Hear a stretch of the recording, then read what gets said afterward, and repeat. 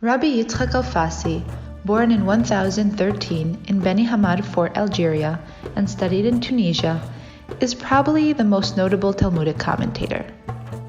Not sure who we're talking about? Ever heard of the RIF?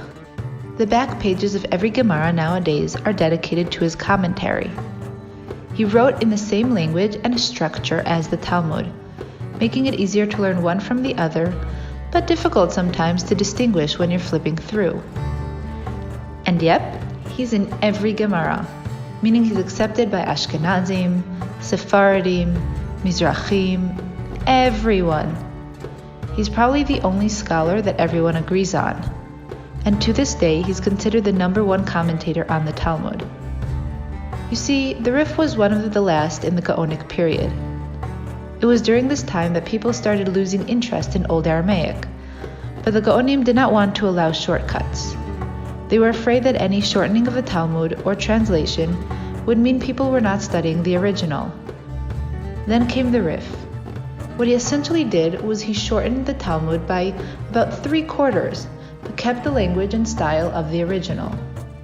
He did this by taking all the major points of the Jerusalem Talmud, the Babylonian Talmud, Gaonim, and halakhic responsa, and mashed them into what became known as the Talmud Cotton, or mini Talmud. Of course, some people did use it as a shortcut, and others used it as a springboard. Either way, they were getting the essence of the language, style, and halakha, and almost nobody complained.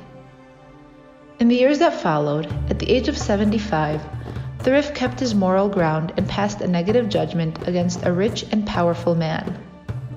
Understandably, the man was upset and complained to the king. Rabbi Alfasi had no choice but to leave and head to Spain. There, he was appointed Rosh Yeshiva of Lucena, an all-Jewish city. Imagine, it was an all-Jewish city in Spain. There, he raised a whole generation of Talmidei Chachamim, such as Rabbi Yehuda Halevi, Yosef ibn Migash, and Avraham ibn Ezra. Let's just say he was a big shot.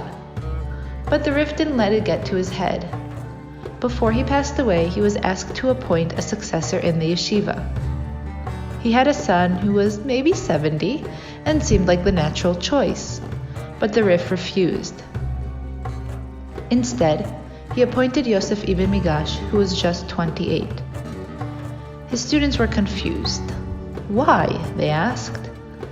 He replied, "My son is smart, but there are many smart people. Yosef ibn Migash is both smart and wise, and that is rare." So Ibn Migash took over, and among his students was none other than Maimon. Does the name ring a bell? Yep, he was the father of Rabbi Moshe, better known as the Rambam. So with his passing at the age of 90 in the year 1103, the RIF left a legacy that we still use today. To this day, we can open a Talmud and see the North African greatness that the RIF left behind.